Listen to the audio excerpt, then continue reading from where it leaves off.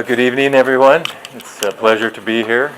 My name is Rich Nelson. Our company is Millwood Timber. We started this company in 2011 under another name, Sushin, you might have heard, but we just wanted to have that's a Chinese name. We wanted to have an American name that people would see and remember. We started in 2011, and that's at the point I worked for Weyerhaeuser for 15 years in the hardwood division in China. I was their marketing director, and I've lived in China for 15 years. My wife is Chinese. I speak fluent Chinese and write it and read it, and I go back there an awful lot. I'll go back there tomorrow, actually. So a lot of intercourse with that country, and we understand the market. We have very deep supply chain connections with people we've known a long time. We have a log yard that we use intermittently as an overflow and a distress yard, and we have a very good pulse on the market. Someone asked me outside before I came in what's happening with the prices, oversized logs, and I said, well, we've been almost stable for these years, 6, 7 years, 8 years, going up or down $10 or $15 or $25. But he said, well, what about spruce? And that's right, spruce and white fir have come down substantially because of the tariffs. But generally speaking, our market does not go with the swings that you've seen in the Japanese market or the Chinese commodity, C sort 8 to 19-inch diameter log, where you've gone from, $350 for hemlock up to, I think over $800 last summer, something like that. So we're a small market, small volume. Millwood does about an average of about 500,000 feet a month, which how many truckloads? 100 truckloads maybe. We have about 300, probably closer to 400 suppliers now.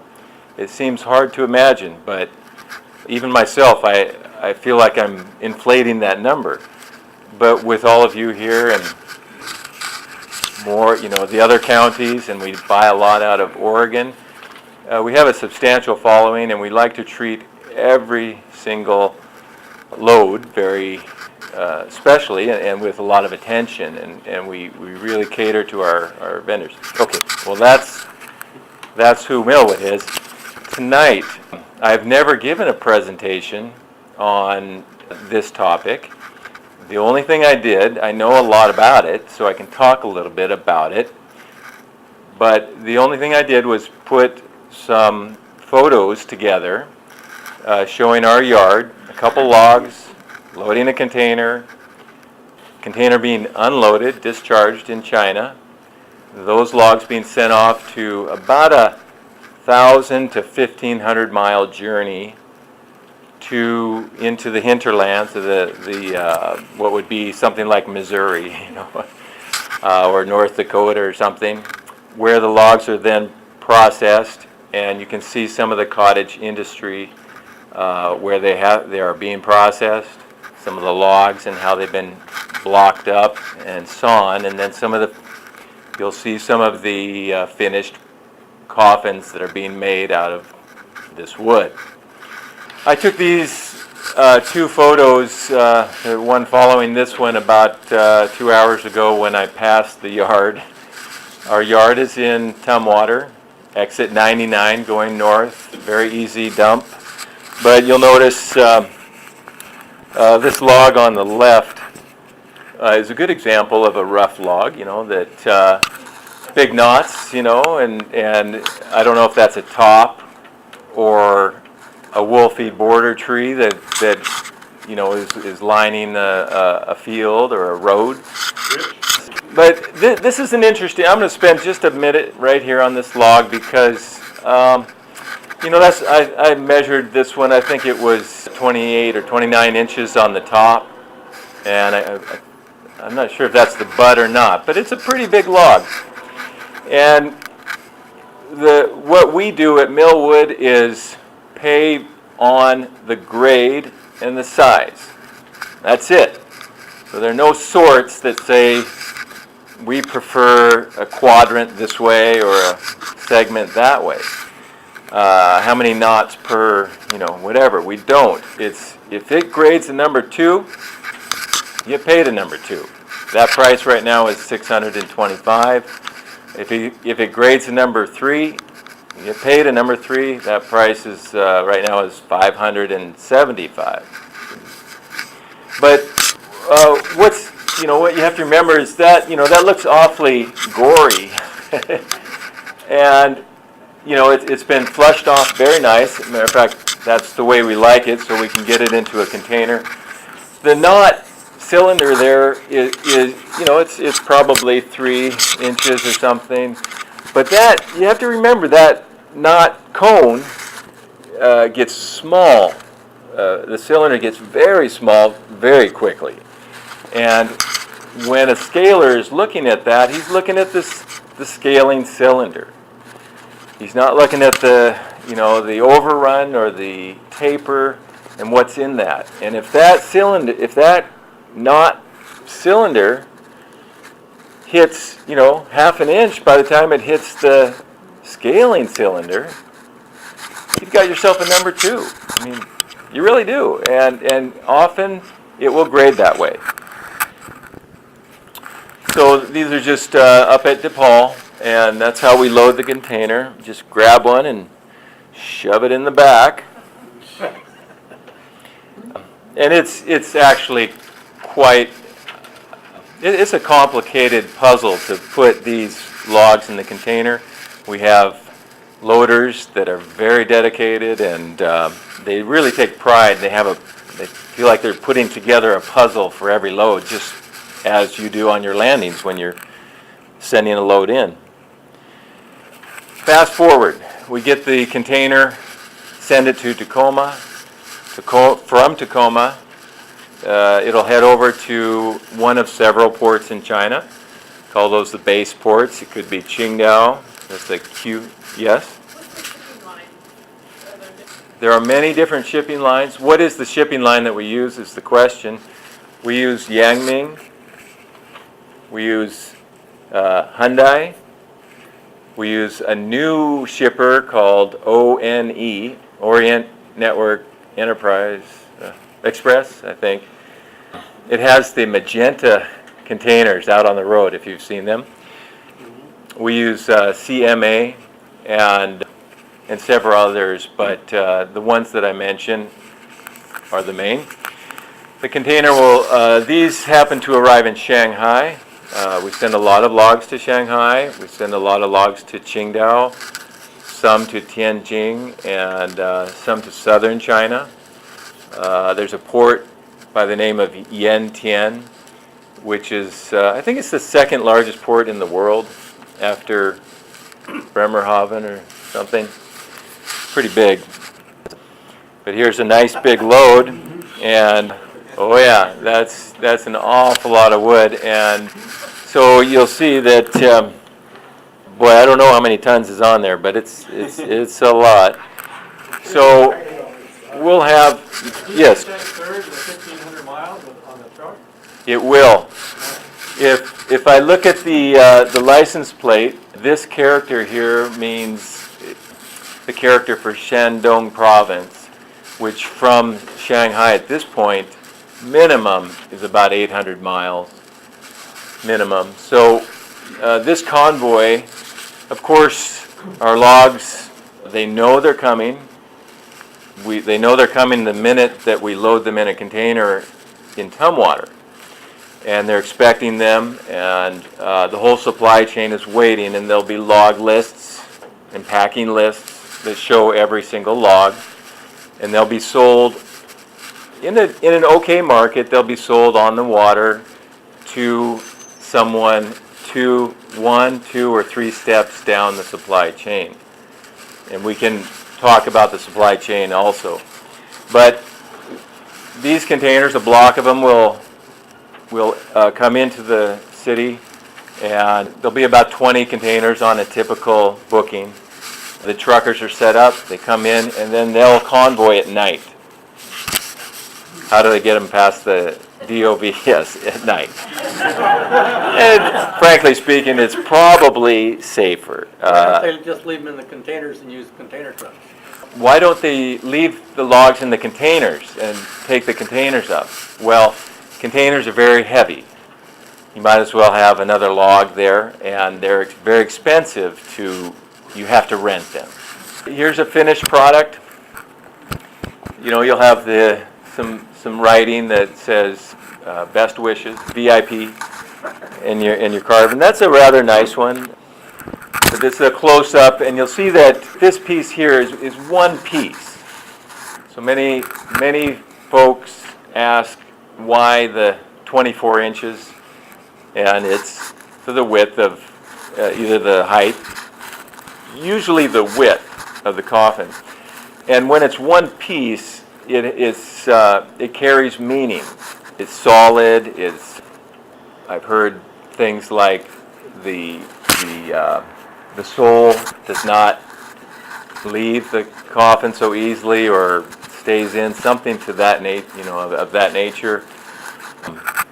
Here's the inside. I'll tell you, on this trip, I got to tell you this joke, because it was just like this. We came up to this, and I'll show you how these are laid out. They're little shops down one road. You could call it Coffin Road.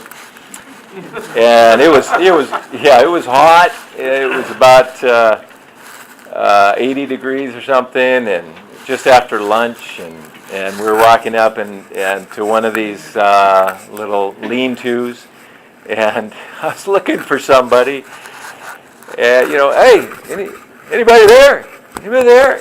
And some guy was taking a nap, and he had a smoke. He had a hand-rolled smoke just in his lip that had gone out or something. And I kid you not, he pops up and he goes, "What do you want? What do you want?" It was something else. They're pretty heavy. They're green, and they're pretty heavy. I mean, just about as much as you'd think. Yes.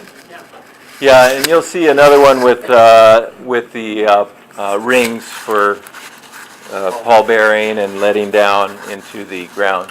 The question is, do they want to put things together, or do they want it out of a single log? And the ideal would be a single log. The less lamination, the higher the quality, the more reverence you're giving to your loved one. They don't know. The end user doesn't know. Probably similar to the market here, where if someone asked you, was your grandfather buried in a poplar casket or a cherry casket, you probably would. It's not important at that point. Yeah. What's the kind of range of these sell for? How much do these sell for? That's a very good question. The low end ones will sell for 1 to 2,000 RMB. Divide that by 7. That's about roughly what the Chinese currency is to US dollar now. And so around $300 for your lowest line coffin, then up to upwards of $3,000 to $5,000. They'll if it's a wealthy family, of course, wealth is the big one. If it's a prominent local leader, village or county or leader, or someone who's done something for the people, there's more reverence and better Are they treatment. custom made per customer, or do they make them and have them on the floor to sell? The question is, are they custom made per customer?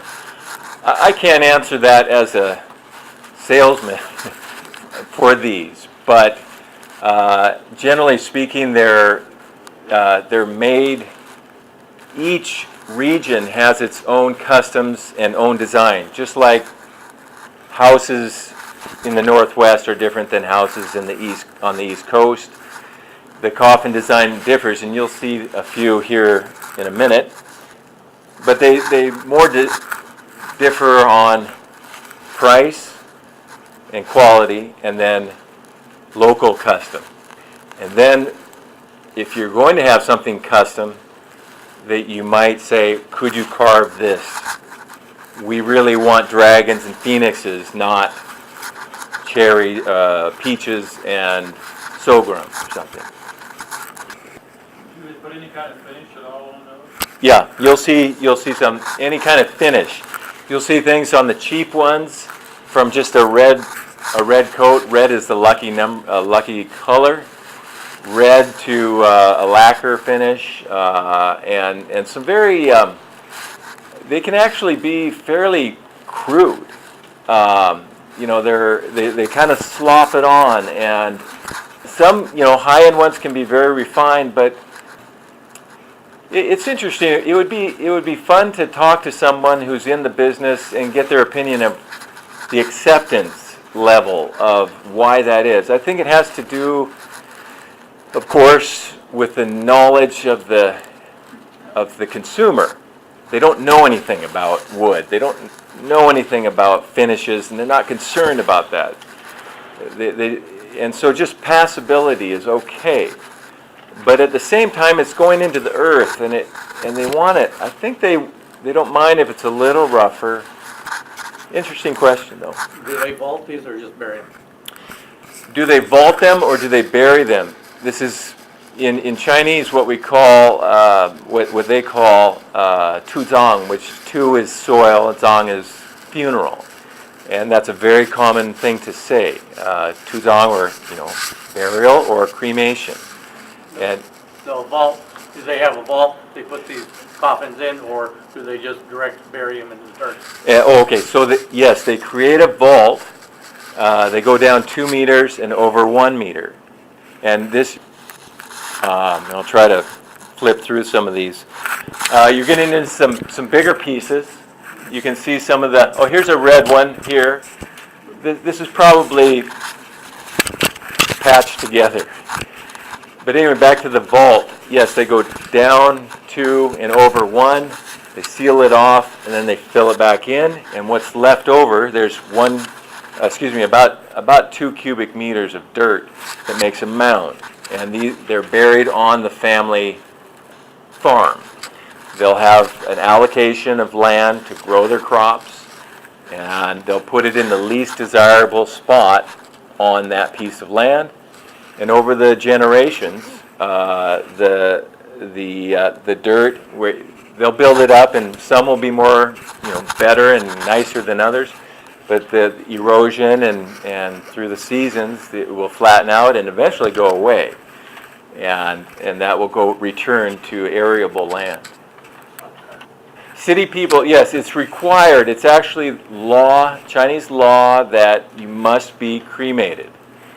And this still happens because the government is satisfying is letting the culture wean itself off. And these, you have to remember, these folks have lived on their land for tens of generations, and they have their customs. And if you just take everything away, if you change it right, all in one flip, they'll have a revolution. It's a different place. Now let's keep going. Let's see here. This is how the coffins are marketed. Maybe I should use the word caskets. We started with coffins, but the caskets are marketed. You can have smaller producers, onesie-twosies here and there.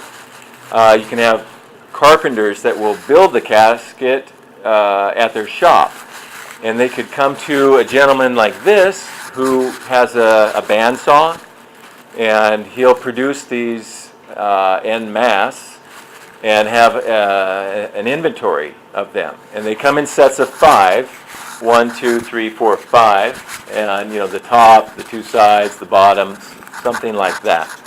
And so you have stages and levels of marketing and production in the supply chain. Oh, how do they handle these when they're working on them? You know, they have levers and leverages and wheel dollies and carts. And my wife is Chinese, and I was married in China in 1990. We have 2 children we raised there, and they came back, and one works at Amazon now. But so I've known my relatives, my in-laws, for many, many years. I've seen a lot of them born, and now they're 30 years old, and they know me as uncle. And during that time, I've been through 3 deaths in the older generation, and we've buried them. And yeah, that's not a place to take pictures. It's a very, very interesting process. I did not participate in the Tuzong, now you know that word. Participate in the cremation because that is within the city limits of Shanghai. And a very, very, very meaningful process. Very meaningful ceremony. Thank you. Sometimes I lose my words. Yeah, small Chinese bandsaw. Nobody's working it right there. Oh, the band is in there. Yeah, I think there was lunchtime. But you'll have a couple of guys, pushing and pulling, and he's got his wheel here to adjust. Question? How long of cuttings do they make out of the log? 8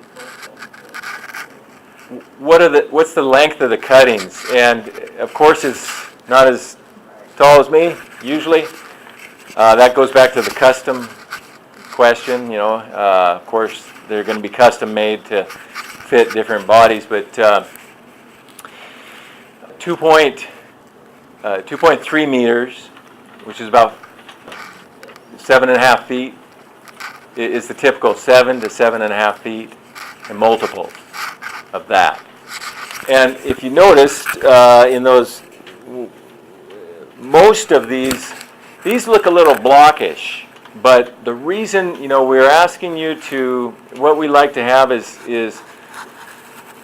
the logs cut close to the ground, from your farms and from the market, from the forest, in order to get that nice butt taper, and it lends itself to a much higher yield when you're making the slabs where they're tapered on the face and they're tapered on the sides. These are a little squarish, but Is that an issue for them? is stain an issue? No, typically that's actually a very good question, because stain, it's only a matter of price. If they have stain, if it's a pine log, ponderosa pine, there's a lot of white fir and ponderosa pine that comes out of Northern California. It also comes from different other areas, including Russia. But if you noticed, no one's knocking on your door to send in big hemlock. And hemlock has a black heart, it stains. It's harder to work with, but it's more the color that drives this market. And Douglas fir doesn't stain that quickly. So it's red, which is, we already mentioned, is a lucky color, and it's got nice grain. It's big. Those are some of the attributes that make it in demand. Another question, would they take cedar? Would they take cedar? Yes, they would, and they do. Shipped Port Orford cedar over there, pencil cedar, and seen redwood. And as of late, actually, I shipped 2 containers of juniper from Oregon over there, and quite well received, but it's just very difficult to get it from John Day, up to the port. But yes, that is traditionally the best coffin wood that you can find. My roots in this business come from that. We did shiploads of ship cargoes of red cedar off of, out of, slipping my mind, but Prince, can't remember the name of the island. But Wales, Alaska? yes, out of Alaska, we did quite a few cargoes.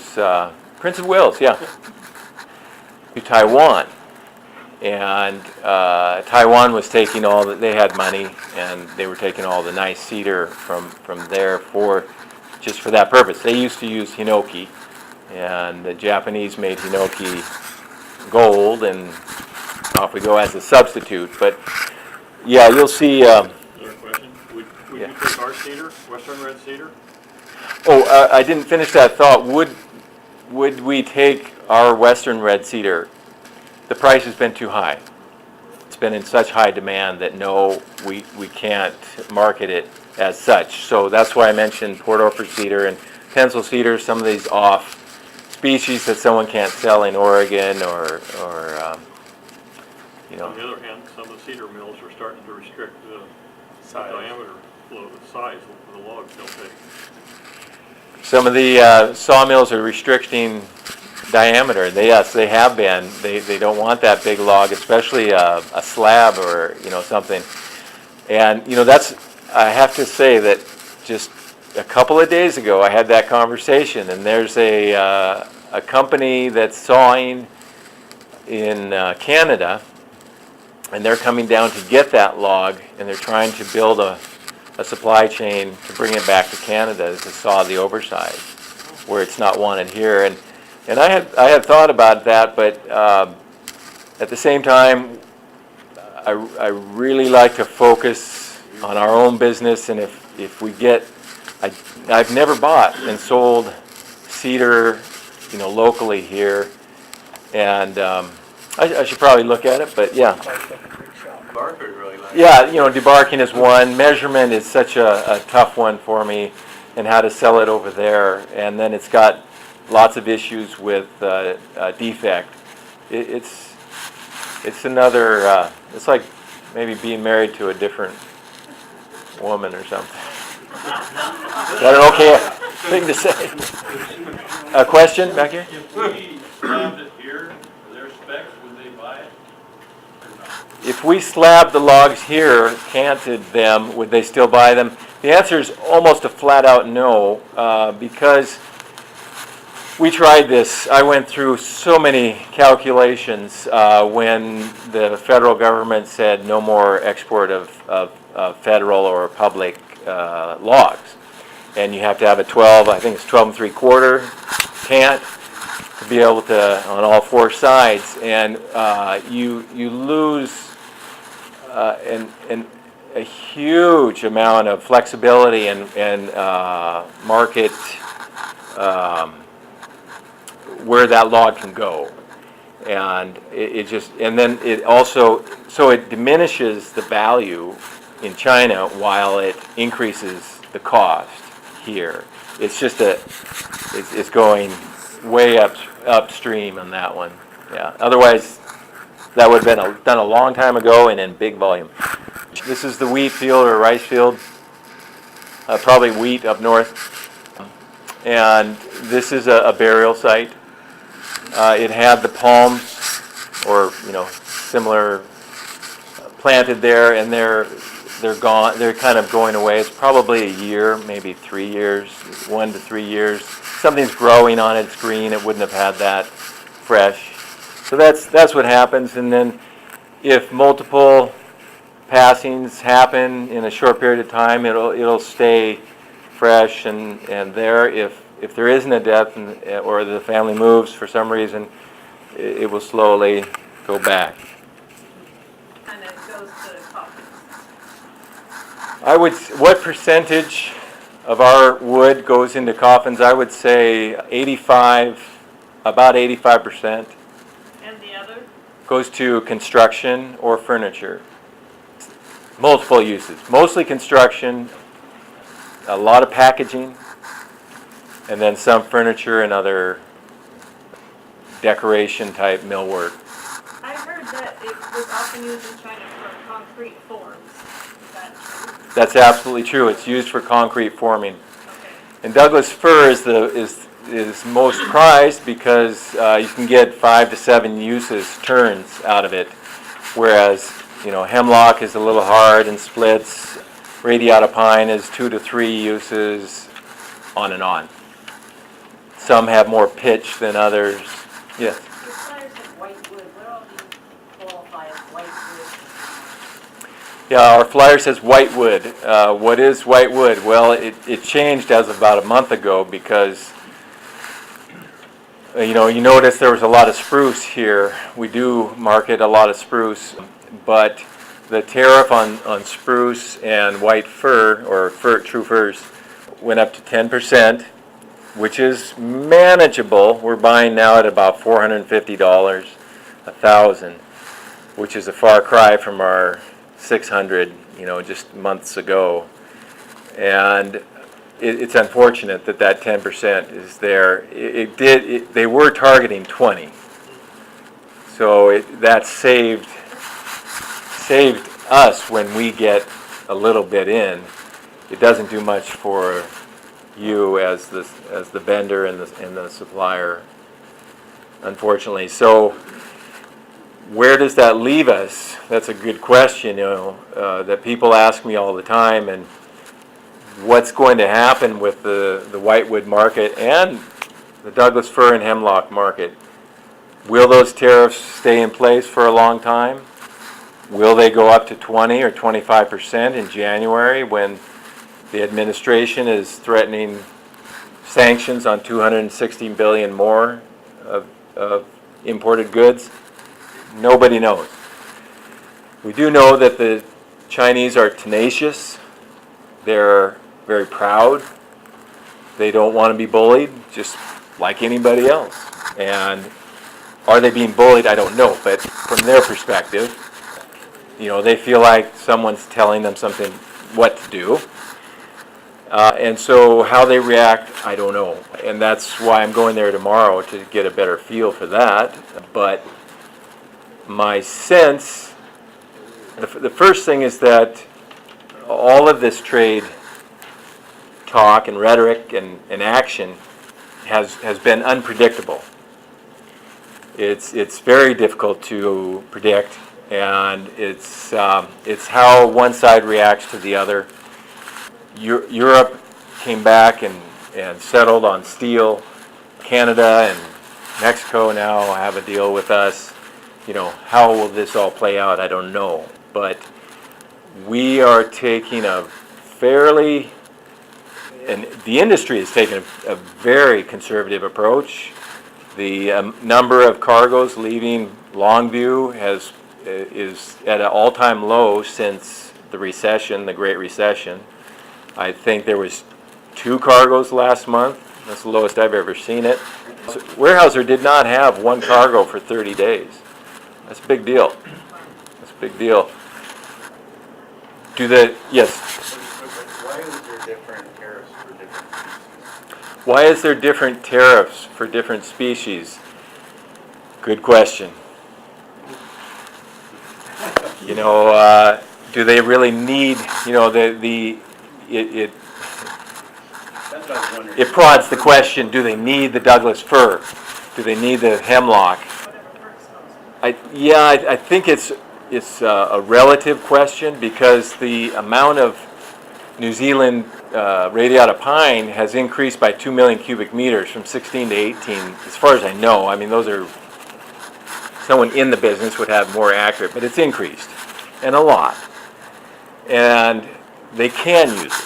Do they want to? No. So someone asked me on the phone the other day, they said, I had mentioned the tariffs and our prices coming down to $25, and they said, well, why don't the bleep Chinese it's their tariff, why don't they pay for it?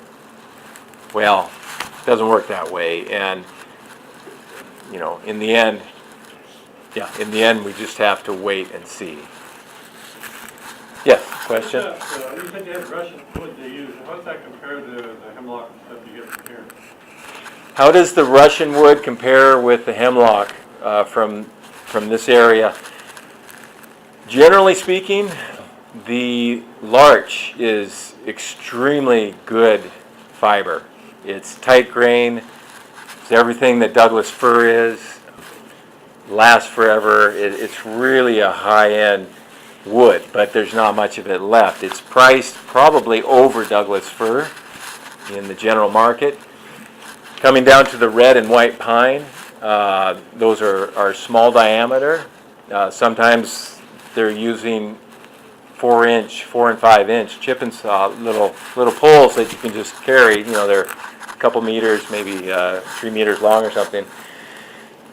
And that's soft and knotty, but small knots and pliable. So hemlock is harder and stiffer and harder to nail. I know the construction industry likes it because it lasts long and it's strong, but they don't like it. The workers themselves don't like it because it's difficult to hit a nail into. But so I don't think it's a one-to-one question. I think